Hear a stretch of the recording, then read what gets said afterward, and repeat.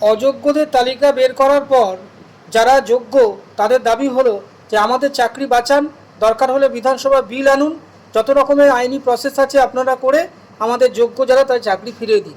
দেখুন কি বলছেন যোগ্য চাকরিহারাদের একজন প্রতিনিধি।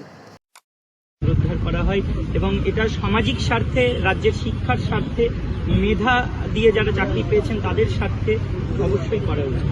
তালিকা প্রকাশ পেয়েছে এবং শিক্ষক শিক্ষিকাদের তালিকাটা প্রকাশ পেয়েছে। তো আমরা যারা বাকি যোগ্য শিক্ষক শিক্ষিকারা রয়েছে যাদের নামে কোনোরকম কোনো অ্যালিগেশন নেই, লিস্টে নাম নেই, সিবিআই আমাদেরকে কোনোভাবে দাগি দুধ করে তুলতে পারেনি, বাক কমিটি পারেনি, এসএসসিও পারবে না।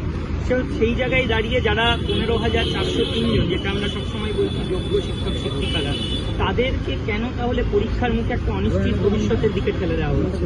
আমরা চাইছি যে রাজ্য সরকার, বিরোধীরা যারা রয়েছেন তাদের সঙ্গে সম্মিলিতভাবে এই প্রচেষ্টাটা যেন অবশ্যই করেন যে রাজ্য বিধানসভায় একটা বিল এনে সেই বিল পাশ করিয়ে বা অর্ডিন্যান্স জারি করে যেভাবেই সম্ভব যে যোগ্য যারা রয়েছেন যাদের কোনো দাগিদের তালিকায় নাম নেই তাদের যেন পুনর্বহালের ব্যবস্থা করা হয় এবং এটা আইনতভাবে সম্ভব। আমরা সিনিয়র অ্যাডভোকেটের সঙ্গে, বিভিন্ন অ্যাডভোকেটের সঙ্গে সুপ্রিম কোর্টের কথা বলে তাদের কাছ থেকে জেনে নিয়েই তবে এই কথাগুলো বলেছি। আমরা গতকাল মুখ্যমন্ত্রীর কাছে, বিরোধী দলনেতাদের কাছে এবং নওশাদ সিদ্দিকী স্যারের কাছে আমরা আমাদের যে দাবিপত্র সেটা পাঠিয়েছি এবং সেই সঙ্গে মুখ্যমন্ত্রীর কাছে আমরা সেই লিগ্যাল পয়েন্ট যেটা আমাদের সিনিয়র অ্যাডভোকেট দিয়েছেন সেটাও আমরা পাঠিয়েছি। আমরা চাইব যে সেই আইন মেনে বিল পাশ করিয়ে যেন যোগ্যদেরকে পুনরুদ্ধার করা হয় এবং এটা সামাজিক স্বার্থে, রাজ্যের শিক্ষার স্বার্থে, মেধা দিয়ে যারা চাকরি পেয়েছেন তাদের স্বার্থে অবশ্যই করা উচিত। কার কার অ্যাপয়েন্টমেন্ট পেয়েছো?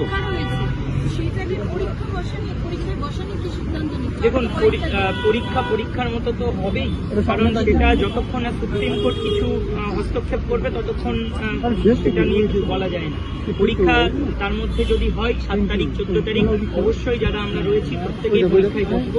আমরা জানি না আমি নিজে কতটা পরীক্ষায় উত্তীর্ণ হতে পারবো কি পারবো না, কারণ এত টালবাহানার মধ্যে এই মানসিক যন্ত্রণা নিয়ে পড়াশোনা অবশ্যই করছি, প্রিপারেশন নিচ্ছি, কিন্তু পরীক্ষার হলে গিয়ে সেই পরিস্থিতিতে আবার পুনরায় আমার চাকরি ফিরে পাওয়ার জন্য, বাঁচানোর জন্য পরীক্ষা দেওয়া এটা খুবই কঠিন এবং দ্বিতীয়বার আবার পাবো কিনা এই তো কোনো নিশ্চয়তা নেই। এই অনিশ্চিত ভবিষ্যৎ আমাদের রয়েছে, আমরা সেই নিয়ে খুবই দ্বিধাগ্রস্ত, আমরা মানসিকভাবে পীড়িত। এই অবস্থায় পরীক্ষা দেওয়াটা সত্যি খুব যন্ত্রণার, বেদনার এবং মন থেকে মেনে নেওয়াটা খুব কঠিন। আজকে কার কার সঙ্গে দেখা করবে? আমরা চাইবো যে সরকার পক্ষের কারোর সঙ্গে দেখা করার, স্পিকারের সঙ্গে, বিরোধী দলনেতার সঙ্গে এবং নওশাদ সিদ্দিকী স্যার। কেউ কি রেসপন্স করেছেন? সরকার পক্ষে কাউকে বলেছেন? আমরা বলেছি, আমরা পাঠিয়েছি, দেখা যাক কে দেখা করেন। আমরা মুখ্যমন্ত্রীকে পাঠিয়েছি, চিফ সেক্রেটারিকে পাঠিয়েছি, আজকে বিরোধী দলনেতাকেও পাঠিয়েছি, দেখা করবেন বলে আশা করি। আমরা বিরোধী দলনেতার থ্রু দিয়ে খবর পেয়েছি যে ওনারা রাজি হয়েছেন দেখা করার জন্য, বিরোধী দলনেতা নিজে এবং বাকিদেরও বলা হয়েছে, আশা করবো সবাই দেখা করবে। মূলত কি দাবি জানালেন নওশাদ সিদ্দিকী? দেখুন, যেহেতু চিহ্নিত অযোগ্য কারা, তারা অলরেডি তাদের নাম, রোল নাম্বার প্রকাশ পেয়ে গেছে, তাহলে যারা যোগ্য চাকরিহারা আছে তারা কেন শাস্তি পাবে? কারণ পরীক্ষা দিয়ে আবার পুনরায় চাকরি ফিরে পাওয়া এটা অসম্ভব।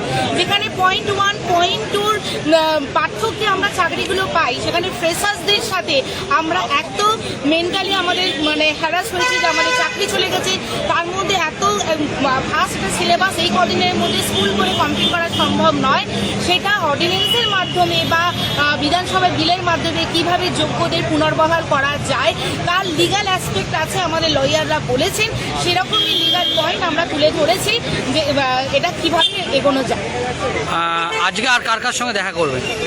যতজনের সাথে দেখা করা সম্ভব হবে আমরা চেষ্টা করবো সবার সাথে দেখা করবো। আমাদের বিরোধী দলনেতা তিনি বলেছিলেন যে আমাদের বিধানসভাতে একটা বিল পাস করে বা কোনোভাবে হোক আমাদের যোগ্যদের যেন চাকরিতে তাই আমরা যোগ্য শিক্ষকরা আজকে এসেছি আমাদের সত্যিকারের ন্যায় বিচার পাওয়ার আশা, যাতে অর্ডিন্যান্স জারি করে শাসক এবং বিরোধী একসঙ্গে মিলে যাতে আমাদের যোগ্যদের বাঁচান, সে উদ্দেশ্যে আমাদের আজকে এখানে দেখা করবেন।